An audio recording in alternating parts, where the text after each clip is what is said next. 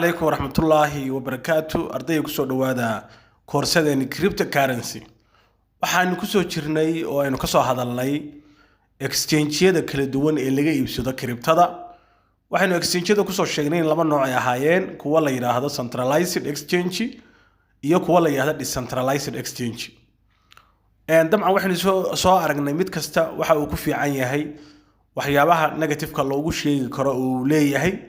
iyo mid kasta iyo waxyaabaha markaa la xiriira iyo adeegyada ay noo qabanayaan dabcan exchange waa meesha aynu ka sarrifanayno lacagteena cryptada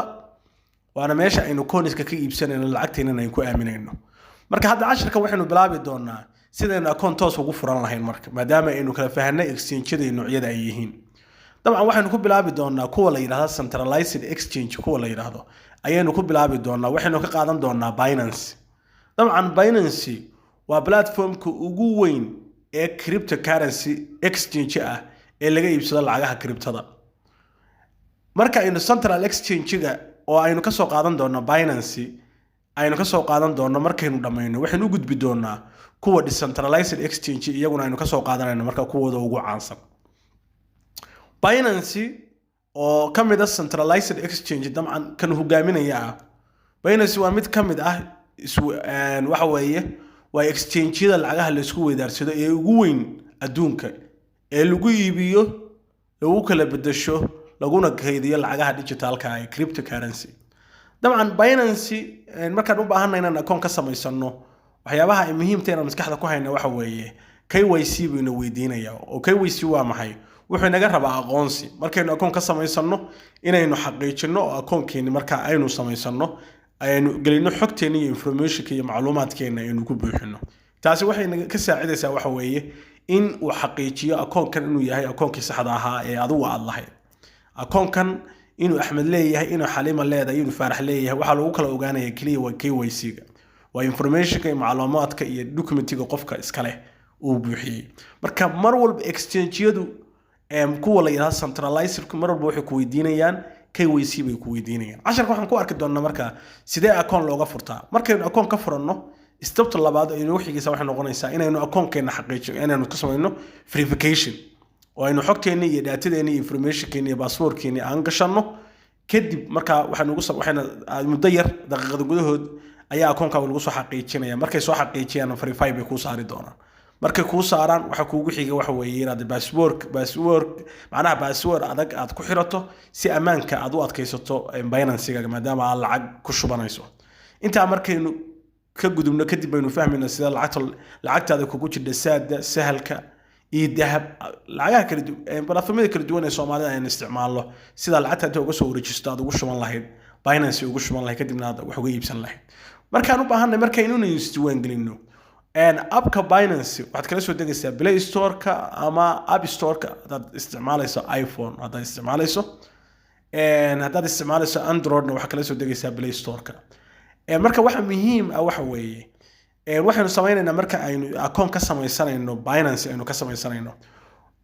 marka ugu horeysa waxaanu soo qaadanaynaa linkiga waa in qof tusaalahan Binance leh inuu linkiga kugu casuumo ayaa fiican oo linkiga uu ku soo diro Binance-ga saxda ah kadibna linkiga aad raacdo registration aad samayso registration wax weyn laga ma rabo kaliya wadan email-ka aad rabto inaad ku samaysato aad geliso password-koodana aad geliso kadib appka Binance aad la soo degto marka la soo degtana aad geliso marka email-ka iyo password-ka aad lahayd sababtu waxa weeye tusaale ahaan Play Store-ka hadii wax walba la soo geliyaa waxa laga yaabaa app Binance kula ekaaday inaad iskala soo degto oo laga yaabo inuu been yahay kadibna aad xogtaada geliso hadhoon lacag ku shubato laga yaabo in qalad kaaga yimaado si taa aad ugu qaldamay marka account Binance linkiga saxda ah ee Binance waxaan soo dhigaynaa Telegram-ka oo dabcan Binance aan isticmaalno linkiga saxda ah casharkan linkiga waa ku xiriirsan yahay ama linkiga waa ka horeeya casharkan Telegram-ka linkiga ka horeeya ayaad ku soo dhufanaysaa marka linkiga soo raacdo appka ayaa registration ka soo samaysanaysaa marka aad ka soo sameysay kadibna waa la soo degaysaa appkii hadhow waxa gashanaysaa email-kii iyo password-kii marka hadii appka aad la soo degtaa uu yahay mid qaldan dabcan password-ka iyo email-ka aad soo samaysatay ka yeelimayo marka aynu already aan shaqada toos u bilowna si practical ah waxaynu tagaynaa aynu tagno waxa la yiraahdo Telegram-keena hadii aynu tagno طبعا تليجرام marka linkiga waa lagu soo diraya ama linkiga waa kan telegramka yaala ama group marka cashada lagu soo diro ayaad arkaysaa linkiga videoguna ku horeeya linkigan ku soo dhufanayna marka si aynu registration ugu sameeyno website-ka saxda ah ee Binance طبعا markaad ku dhufato isla markiiba wuxuu ku geynayaa marka qaybtii registration-ka ama qaybta diiwaangelinta ayuu toos ku geynayaa markaad linkiga ku dhufato wuxuu ku soo saari doonaa shaashadan buu ku soo saaraya طبعا meeshan ay ku qoran tahay get started ayaad ku dhufanaysaa marka aad ku dhufato halkaa ayaad waxaad gelinaysaa email-kaaga amba phone number baad ku samaysan kartaa email iyo phone number marka waxaan kugula talinaynaa waxa weeye email saxa maadaama aad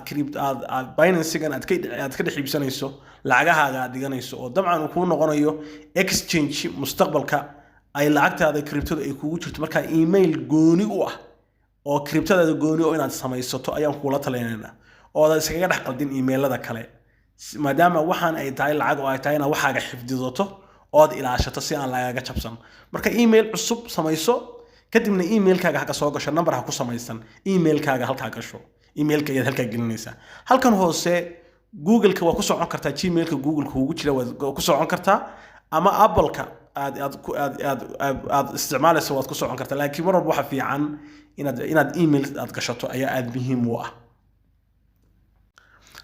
hadda marka anagu waxaan gashanay marka email-kii aan ugu tala galnay ayaanu gashanay marka aan geliyo kadib waxa leedahay continue ayaa leedahay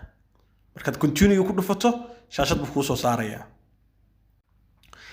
kadib waxa ku soo baxaya form-kan email-kii aad gelisay waxa lagu dirayaa 6 number oo ah xaqiijin ayaa lagu dirayaa marka email-kaagii tag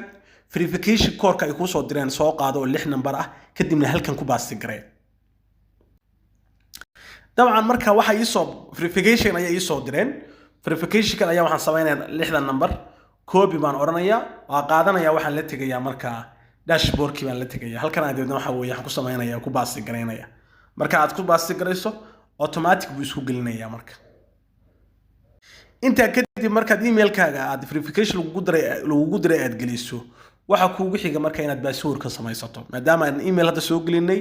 password baa inoogu xiga password adag baad samaysanaysaa oo ka kooban ugu yaraan 8 jiifar ka kooban 8 jiifar oo ka kooban yahay waxa laga rabaa inuu ku jiro xaraf weyn oo capital inuu ku jiro sidoo kale xarfaha xidig ama afar gees inay ku jirtaa laga rabaa inta kale waxa rabta ka dhig laakiin waa inuu numberna ku jiro xidig iyo afar geesna waa inay ku jirto si uu u noqdo password-kaagu mid strong ah iska ilaali password jilicsan ha isticmaale 1 2 3 4 iyo waxa yar oo loogan password adag oo aad xasuusan karto isticmaal maadaama ay muhiim u tahay inaad ilaasato marka Binance password-ka adag inaad samaysato ay muhiim tahay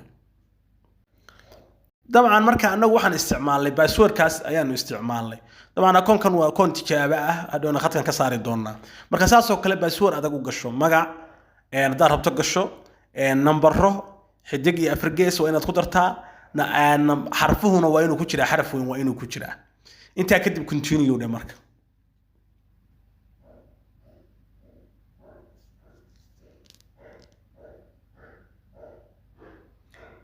kadib wuxuu ku soo saari doonaa shaashadan sidaas ayaad wax ku samaysatay marka iskaga diiwaan gelisay hadii calaamada TikTok uu ku soo saaro waxay tilmaamaysaa in dabcan aad akoonkii si rasmi ah u samaysatay marka waxa noogu xiga marka inaad talaabooyinka ku xiga inaad qaado hadda waxaan haysanaa email oo aan Binance ku samaysanay oo username noo ah iyo password baan haysanaa username-kii iyo password-kii waan haysanaa kadib waxaan samaynaynaa marka waxaan tagaynaa Play Store-ka ama App Store-ka waxaan la soo degaynaa app-ka Binance markaynu la soo degno inagu marka hadhow sign up oran mayno waxaan oran doonaa sign in maadaama aynu hore isku diiwaan gelinay dabcan waxaan tagayaa waxa la yiraahdo Play Store-ka ayaan tagayaa waxaan la soo degayaa app-ka Binance baan la soo degayaa markaan qaybta search-ka tago halka waxaad ku qortaa Binance ku qor marka aad Binance ku qorto dabcan waxa ku soo baxaya marka Binance waa kan hoose hadda aniga already way ugu jira wuxuu leeyahay update ku sameey buu leeyahay already hore aan la soo degay laakiin adiga halka hadii ugu jiro wuxuu ku leeyahay install grade buu ku leeyahay aniga ka update buu leeyahay waxaan ku garanayaa inuu Binance-ga saxda yahay waxaan ku garanaysaa horta dadka la soo degay waa 100 milyan in ka badan waa aragtaa dabcan 100 milyan ka badan baa la soo degtay oo waxyaabaha cadeynaya inuu yahay Binance-ga saxda ah sidoo kale 129 MB buu ka kooban yahay abku dadka review ka bixiyana waa 3 milyan marka halkaas si fiican isaga eeg markaas waxa tiraahdaa marka la soo deg marka aad la soo degto ayaan abka marka toos u tagaynaa marka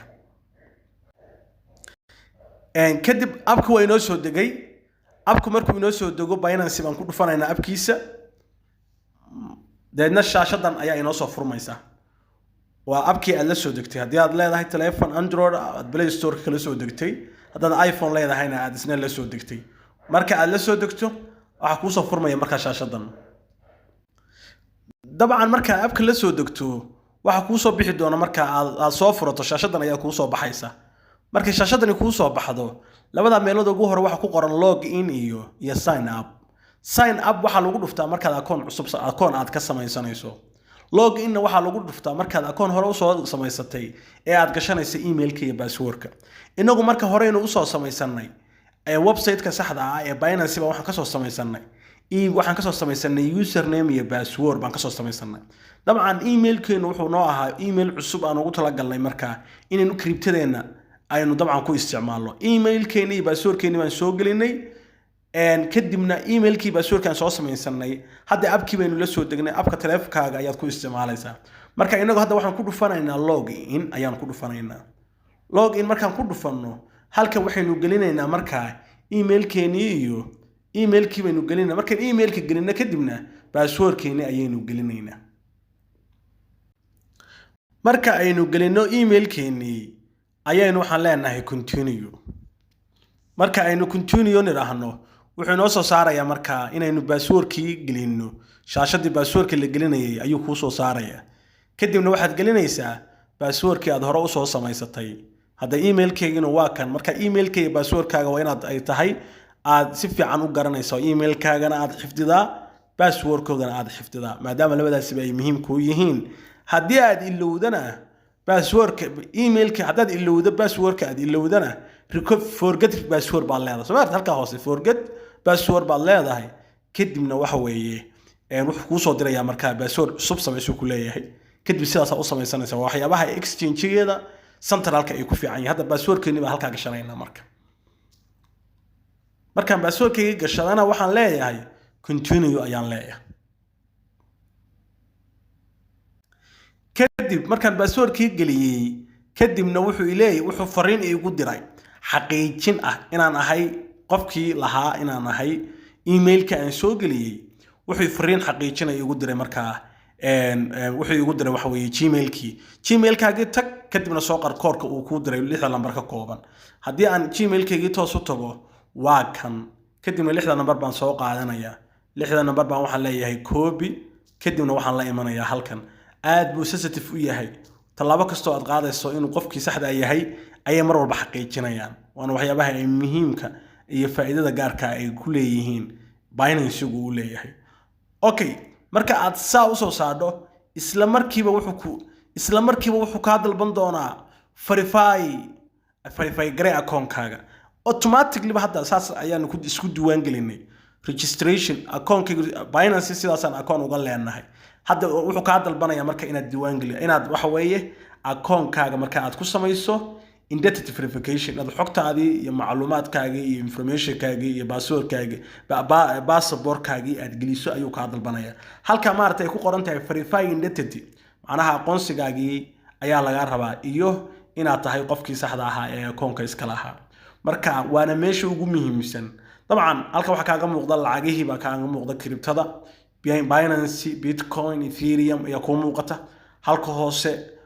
icons baa ku qoran marka mid sida shaashada loo isticmaalayo way baran doonaa way noo soo socotaa laakiin hadda casharkeenu wuxuu ku saabsan yahay sidee account looga samaystaa iyo sidee account-kaaga